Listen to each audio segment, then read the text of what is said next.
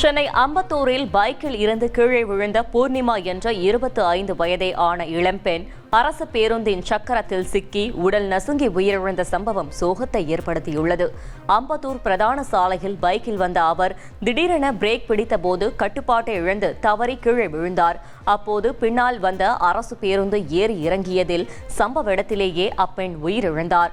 பெரும் சோகத்தை ஏற்படுத்திய இந்த சம்பவம் குறித்து போலீசார் வழக்கு பதிவு செய்து விசாரணை செய்து வருகின்றனர். திருப்பூர் மாவட்டம் அம்மாபாளையம் பாறைக்குழி பகுதியில் நேற்று இரவு சூறாவளி காற்றுடன் பெய்த கனமழை காரணமாக ஹாலோ பிளாக் கட்டிட மேற்கூரை பெயர்ந்து விழுந்துள்ளது.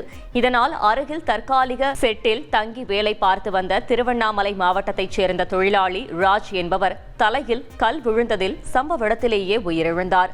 விபத்து குறித்து திருமுருகன் பூண்டி போலீசார் வீட்டின் உரிமையாளர் மீது வழக்கு பதிவு செய்து விசாரணை நடத்தி வருகின்றனர். திருப்பத்தூர் மாவட்டம் வாணியம்பாடி இக்பால் சாலையில் உள்ள தனியார் நர்சரி பிரைமரி பள்ளியின் காவலாளி மர்ம நபர்களால் குத்தி கொலை செய்யப்பட்ட சம்பவம் பரபரப்பை ஏற்படுத்தியுள்ளது.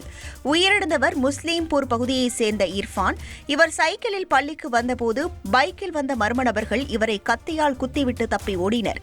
பிரேத பரிசோதனைக்காக இவரது உடல் அனுப்பப்பட்ட நிலையில் வாணியம்பாடி போலீசார் வழக்கு பதிவு செய்து விசாரணை செய்து வருகின்றனர். இதனிடையே தனியார் பள்ளிக்கு விடுமுறை அளிக்கப்பட்டது. செய்திகளை உடனுக்குடன் தெரிந்து கொள்ள உடனே சப்ஸ்கிரைப் பண்ணுங்க.